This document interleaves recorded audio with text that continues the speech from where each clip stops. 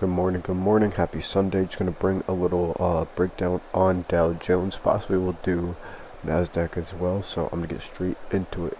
Now, first thing first, I'm looking at the weekly time frame to start out, and you can see that we very clearly rejected C. This is something that I've been discussing very often with you guys, something that I teach. So right here, right, this is point C of this downward trend line. We have A, B, C, then point D has broken out of the trend line, is now retesting C. Now I'm going to go ahead and make sure C is a different color as well, so when we go into smaller time frames, we remember that that's our key area, that if we stay under, we're going to continue to go ahead and take out these lows, but if we go ahead and find support on this area, there's a higher probability we're going to go ahead and take out the highs, right? We're going to take out A. That is my bias moving forward. Going down to the daily time frame, right, we can see that very clearly. Last week, we rejected that area and did nothing but descent. It was very, very beautiful. Now, looking right here to the left of this structure, what I love is price right here has a neckline to our head and shoulders right here, right? In the head and shoulders, if you can't see it, it's right here. The head and shoulders, we have the shoulder, we have the pocket and neckline, then we have the double top for the head of the head and shoulders, then we have the break of structure when price went ahead and went to the downtrend, right? We're in an uptrend until this point where we break under this level, right? Turn that level of support into resistance, right?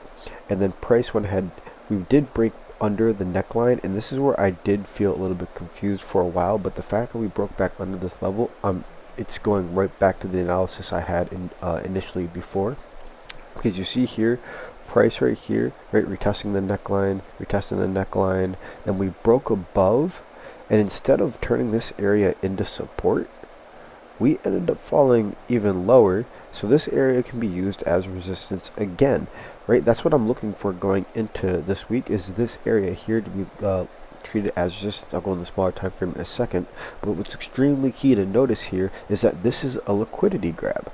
See, if price ends up, and the only way it wouldn't be a liquidity grab is if we do break above this level and find support, but as long as this area is treated as resistance, this is a liquidity grab, and this is nothing but a fake out, right? So we're still treating this as a lower high overall. So this is still respecting the neckline, even though it looks like it didn't, right? The fact that we broke back under, finding no support back above this level, treating it right back as resistance, that's my key confirmation that, okay, we're staying in the downtrend. This head and shoulders is still valid because we did not find support above the neckline.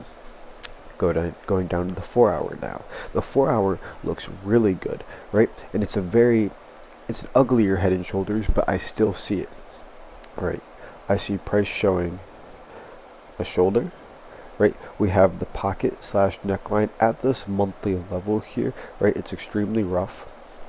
Then we have the left side of the double top, and the reason why this is the left side of the double top is, notice how on the right, instead of finding support here on that retest, we held it for a second, yeah, but we ended up falling very, very aggressively. So to me, this is another scenario, right, where, okay, this is a liquidity grab. This is a double top. We broke under the structure. So now if we can get a retest here as a lower high point, we're only going to continue downwards. This is my bias right now. And there's no clear structure to really work off on the hour yet. We're going to have to wait for market open and develop into Monday, possibly Tuesday. But on Friday, guys, it was a super, super easy play, right? We came down to this monthly level, which we identified on the 4 hour, that this was a pocket and neckline. So we came down at the neckline, and again, a very easy pattern of a trend line break. We have A, B, C, D. D broke out, right, and we found support on C. Now, if this area was treated as resistance, I would have sold, right? But because this area was used as support on this candle, I ended up entering. And it wasn't one of my best risk rewards, but it was still an extremely valid play. Ended up closing just about here. I got 178 pips out of that. So again, not my best risk reward, but it was still an extremely easy play that came up. This was a counter trend buy because overall I'm looking for sells off of this area.